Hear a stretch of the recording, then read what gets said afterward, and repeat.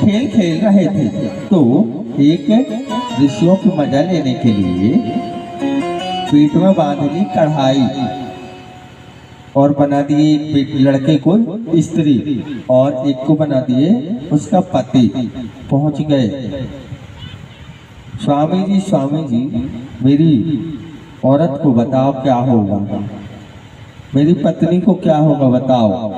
अब दुर्वासा जैसे ऋषि वो तो त्रिकालदर्शी जाग गए, उनका क्रोध जाग उठा और बोले, अंदर दृष्टि से देखे और क्रोध करके बोले कि इससे जो भी होगा ना तुम्हारे कुल का विनाश ही कर देगा और ये श्राप ज्यादा दिन तक नहीं शीघ्र ही फलीभूत हो गया। और भगवान कन्हैया के सारे पुत्र पौत्र, अब भगवान कन्हैया का मालूम है कितना बड़ा कुटुंब था, परिवार था। 16,108 तो रानियां हो गई, उनके 10-10 पुत्र हो गए। 16,108 रानी के 10-10 पुत्र हुए और एक लड़की हुई, मतलब 11-11 संतान है एक पत्नी से। अब 11 को गुणा 16,108 में करो, फिर उनके नाती पंथी संती कितना विशाल परिवार उनका हो गया। जब इस प्रकार की सामान्य दृष्टता कर दी दुर्वासा के साथ, तो दुर्वासा के श्राप के कारण आए तो वो कढ़ाई को उनके शानों ने, या कहना चाहिए कन्हैया को यह बात नहीं बताई गई, उनके जो गर्गाचार थे उन्हें आदेश दिया कि ऐसा करो, कढ़ाई को ऐसे करके पूरी घिसकर नष्ट कर दो जिससे कढ़ाई नष्ट हो जाए और ये बच जाए। करते करते करते करते कील छोटी सी बची तो वह सब फेंक दी गई समुद्र में, और जो उससे फैल निकला ऐसे ऐसे करने में पत्थर से फैल निकला तो वह फैल एक नदी के किनारे जाकर जम गया और जमने के बाद उससे धीरे धीरे उत्पन्न हो गई काशय। काशय तो एक प्रकार का वो चारा होता है जो वो बहुत तेज धार वाला होता है। तो अब एक बार इन्होंने की, पूरे पुत्रों ने किया मदरापान, और मदरापान करके वहां पर नदी में प्रवेश कर गए। अब मदरापान तो किए ही थे, खुद को होश नहीं, जैसे तैसे करके एक दूसरे को जल करने लगे। तो वह जो पहने घास थे, घास के रूप में वो कढ़ाई के जो जमे थे, लहू लुहान होना आरंभ हुआ और धीरे धीरे धीरे धीरे करके लहू लुहान होकर नष्ट हो गए। इस प्रकार अभी तो हमने यह छोटे रूप में यह कथा से बता दी। अभी कन्हैया, इसके आगे का कन्हैया का नहीं बताएंगे। भागवत पूर्ण होने के बाद जब कन्हैया का स्वधाम गमन होगा जब बताएंगे, बीच में बताना अच्छी बात नहीं। बोलो हरि लाल की। तो हमने क्या कहा, ब्राह्मण बैठे पताल छलो भली 60,000 कुतारो, ब्राह्मण सुख समुद्र लियो, ब्राह्मण ही यदुवंश उजारो। ब्राह्मण हरि को लाते हैं नो, ब्राह्मण हरि को लाते हैं नो, ब्राह्मण ही क्षत्रिय दल मारो। देखो अब कौन से ब्राह्मण भगवान की छाती पर लात मार दी थी? भृगु महाराज एक बार सोचे कि तीनों देवताओं में ब्रह्मा विष्णु महेश में इनको इष्ट किसको माना जाए। यह परीक्षा लेने के लिए पहले महादेव के पास गए तो महादेव का क्रोध जाग गया, तो वहां से चले गए कि यह योग्य नहीं है। ब्रह्मलोक गए तो ब्रह्मा जी के पुत्र थे, लेकिन उनको प्रणाम या फिर किसी प्रकार की युक्ति से नमन नहीं किया तो वह भी क्रोध करने लगे। और अब बचे अंत में भगवान नारायण, और भगवान नारायण के लक्ष्मी जी चरण दबा रहे थे। उसी समय भृगु महाराज पधारते हैं और परीक्षा तो लेनी ही थी, सीधे चले गए जहाँ पर शयन कर रहे थे नारायण, और उनकी छाती पर अपना चरण प्रहार कर दिया। और जैसे ही चरण प्रहार किया तो नारायण जाके और उठकर तुरंत उनके रघु महाराज के चरण सहलाने लगे, दबाने लगे कि हे नाथ, आपने यह क्या किया?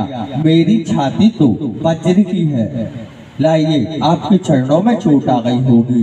यह दीनता देखकर रघु महाराज तुरंत अश्रुपात करने लगे, कहे हे नाथ, मेरी गलतियों को क्षमा कर देना। ऐसी ऐसी बात थी, बताया। अब भगवान अंतर्यामी को खुद जान रहे थे।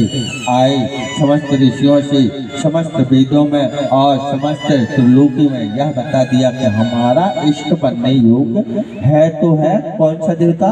केवल और केवल नारायण, क्योंकि दीनदयाल प्रभु में न तो क्रोध है, क्योंकि सामर्थ्य और सहनशीलता भी होना चाहिए, है ना। तो सहनशीलता और सर्वगुण संपन्नता भगवान नारायण में है। और फिर वह चरण भगवान ने आज भी धारण किए हैं। बालमुकुंद भगवान की या फिर किसी भी ऐसी मूर्ति विष्णु भगवान की देखे होंगे, उनके छाती में एक चरण बना होता है। वह चरण है राजा ब्राह्मण रघु महाराज का, और भगवान ने सदैव के लिए उसे धारण कर बोल वृंदावन हरि लाल की।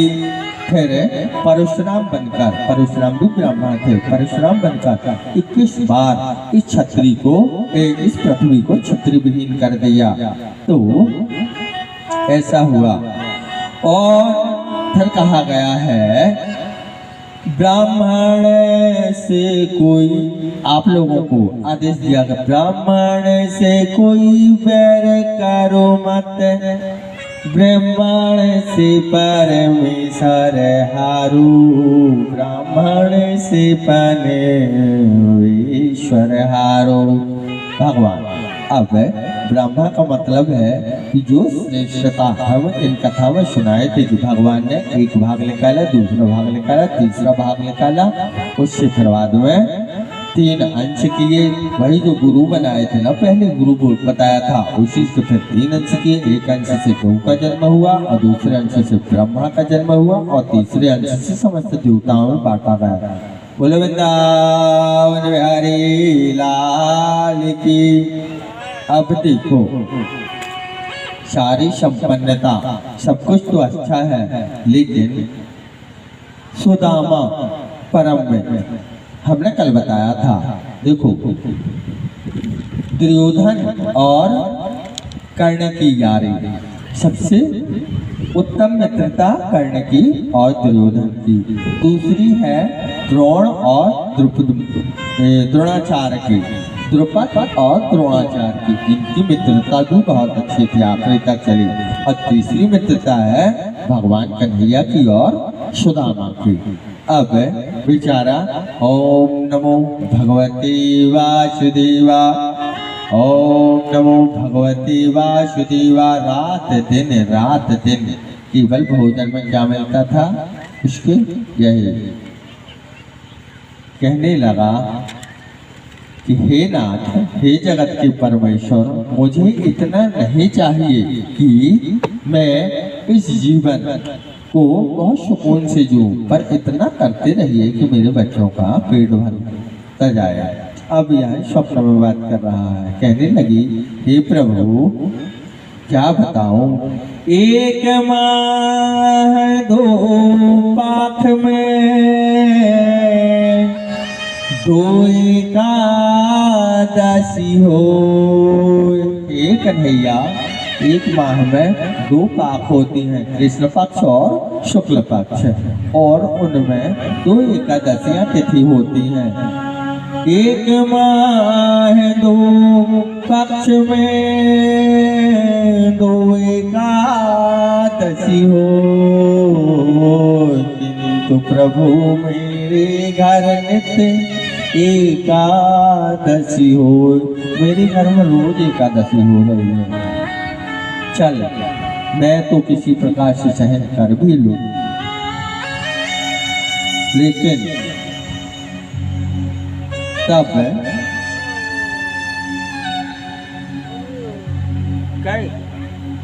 देखो तैयार हो गए, कोई से करो ना। कन्हैया सुदामा मंदिर में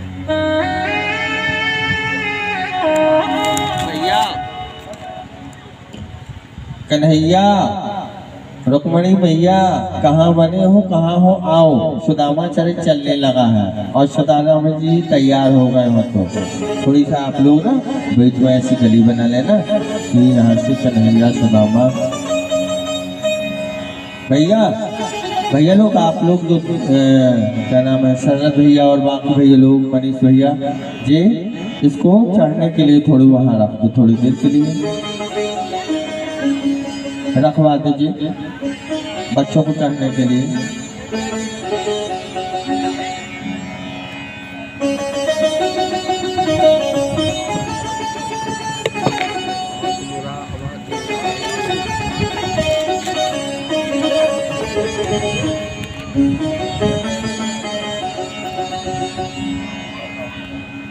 राधे श्री राधे, श्री राधे राधे। जब तक अपन दूसरी पे नहीं करते हैं ना,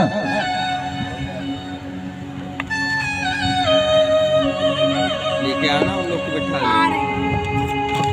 आ जाओ कन्हैया, देखो इंतजार ना कराओ।